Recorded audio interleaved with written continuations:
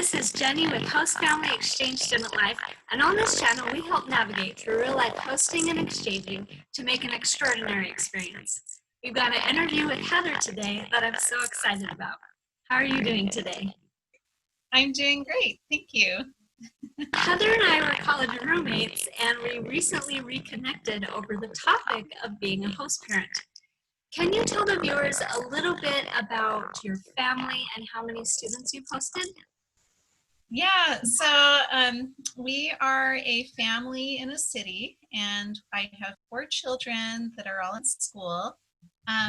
My children go to an immersion school, and we've had experiences with interns, but we decided to take on a host student.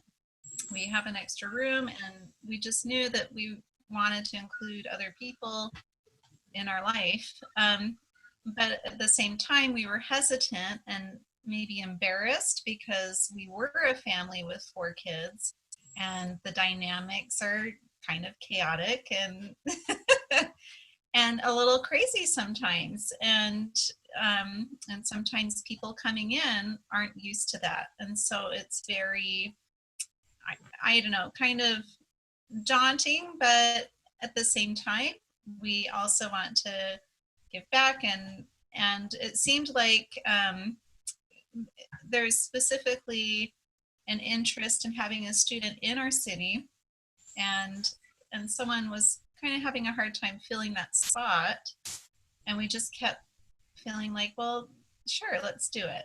But we said, we're a little worried, but at the same time, we wanted to do it and include someone. So it's always stepping into the dark. It's a little different, but I think if we just went in knowing that we were probably going to fail, knowing that it wouldn't be perfect, but we knew that we could, with enough communication, we could probably make it work. And so I was very careful going in, making sure that it was an environment and that we had communication. We didn't have certain expectations, just so that they knew, like, yes, this is kind of how we are, but we don't, you're not part of the same expectations as everyone, because, you're a teenager.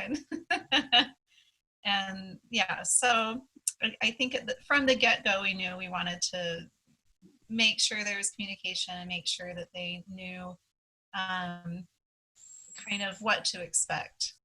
Excellent. Now, the biggest piece of advice that you'd like to share is about your system for managing schedules. How did this method come about, and what does it look like? It's just super simple, but I had my kids in school, I had some work that I needed to organize, and then I also knew that we wanted to support our exchange student with what she was doing, so she felt included as part of our family and happenings. So I thought, well, what's the best way to do this?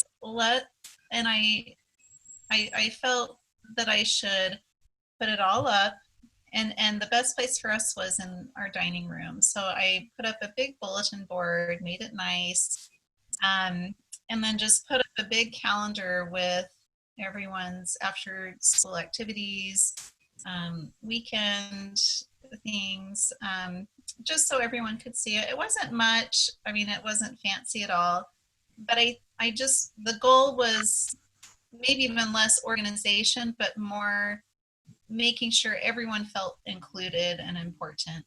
That the things they were doing was important, because the weekend is going to come up when they have something, and they need a ride, but then you say, oh, well, I can't.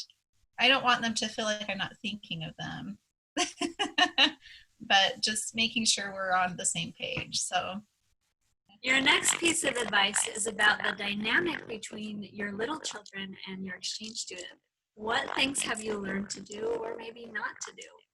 I think, well, one thing that I learned to do is definitely establish boundaries. We talked to the kids ahead of time about that, and we had a really good experience. We had a wonderful exchange student who kept her door open, for example.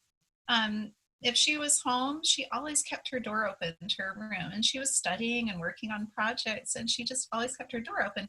So I, as a mom, made sure to kind of create a boundary, make sure the kids didn't always go in, certainly didn't jump on her bed. You know, her room was to be respected. So that was a boundary that I drew. But otherwise, just I don't know. They have their own relationships. Sometimes I'd say no, but the exchange students say, "Oh, that's okay." So I know you kind of have to feel for it.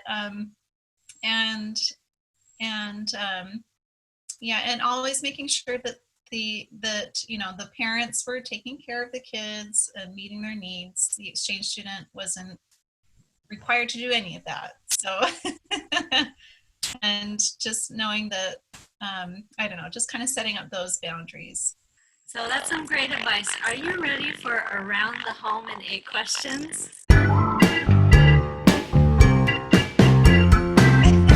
Sure. Okay.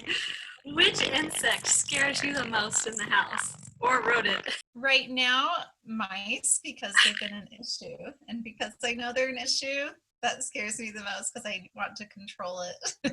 Okay. So What is the smelliest or grossest chore in the house? probably cleaning up the bunny's pen. What is your favorite activity to do with your foreign exchange student? She was a lot of fun.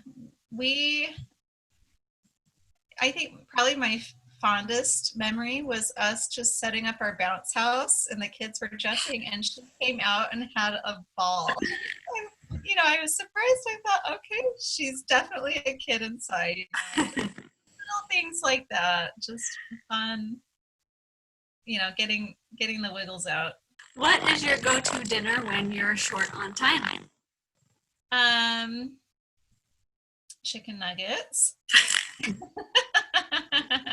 The chores you love doing because it makes such a difference. I like just cleaning just the main floor area, just sweeping, mopping, making that area look nice.